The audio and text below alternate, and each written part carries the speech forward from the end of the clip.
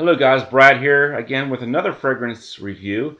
And what I thought I would do, I am on vacation this week, so I thought it would be a good time to test out some of these Kilian fragrances because I didn't really feel comfortable wearing them to work because they are actually all three strictly feminine fragrances. I guess guys could wear them if they wanted to. I choose to find them too feminine for my taste, but since I'm not working this week, why not just wear it, out and about?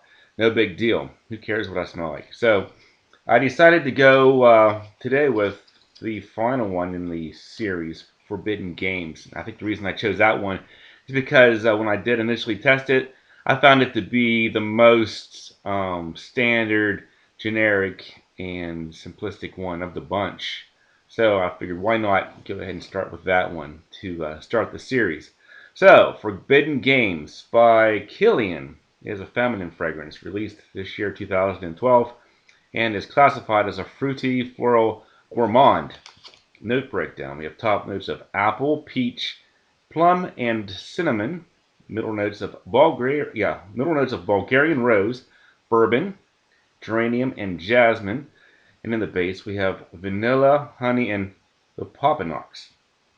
Now these bottles are selling for about $245 without shipping for a 50 ml bottle. So I gave myself a generous application of this Forbidden Games this morning around 11 o'clock, and I actually went out to McDonald's and Walgreens, and I was out raking leaves while wearing it today, so no big deal. Um, what I get in the opening is mostly the peach and some of the apple, perhaps. I think that's pretty much the standard way people would smell it. Most people say they don't really get plum, but yeah, like a syrupy peach, maybe a little bit of apple in there. I'm not sure about cinnamon either. It did have the sweetness that you normally associate with your fruity floral gourmands, probably from that vanillic base, and then plenty of florals. And I didn't really pick up on any specific floral notes, and that's pretty much just the way my nose works. I'm not really sure, the difference between one floral and the next. Um, I do know that some rose oils can be quite expensive to produce and market, but it did seem to me that it didn't really make sense why you'd want to waste rose oil on something that just kind of just gets lost in the shuffle. Everything just kind of blends together, and it comes across as a very standard fruity floral gourmand. I've tested quite a few of these things. I believe actually Kilian had a fruity floral gourmand just recently with their water calligraphy. So I'm not really sure why they decided to go ahead and do another one. I'm sure a lot of people are getting frustrated with Kilian for putting out these fruity floral type fragrances when before they were getting quite exotic with their ouds and their ambers, incensey fragrances. I haven't tried any of those, so I can't really comment on that, but it does seem to me that the past five overall haven't gone over quite as well as the earlier concoctions. Um, so yeah, pretty standard by my nose. I would never guess that this is a $245 fragrance. And when you look at the bottle size, it's closer to $500 for the 100 ml because you have to get two bottles to equal 100 ml. So a lot more expensive even than like your Creeds and your Bond number nines. And a lot of people would say that they're overpriced. So wow, this is a tough one for me to digest here.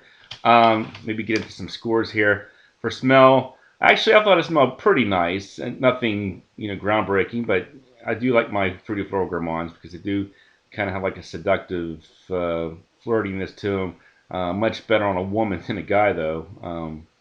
Something I think my teenage daughter might enjoy wearing a lot more than I would. Yeah, I'd give it 8 and a 10 for a woman. For a guy, I would say just avoid at all costs. Projection longevity. Well, I mean, while I was wearing it, first 2 or 3 hours, I thought it did quite well. So yeah, I would say about a 7.5 or so for projection longevity. Not too shabby there. Uniqueness, I give it 2 out of 10.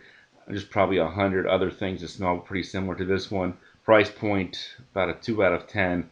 You're really, getting towards the top of the tree there in terms of price point here with 50 ml bottles going for about $2.50.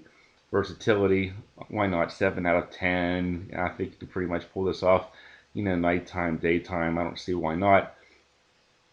Overall, wow. Even for a woman, I just don't know why you'd want to spend your niche dollars on something this, um, basic. I know a lot of people did say that this was their least favorite one of the bunch. Some people said it smells synthetic, boring, things like that. So that pretty much wraps it up.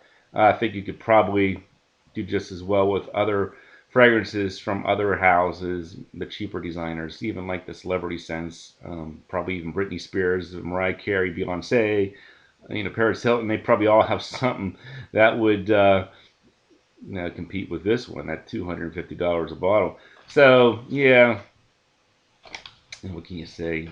Final score, I'm not even sure if I told you what I thought. Probably about a 2 out of 10. Total pass for me at that price. Thanks for watching, and I'll talk to you guys later.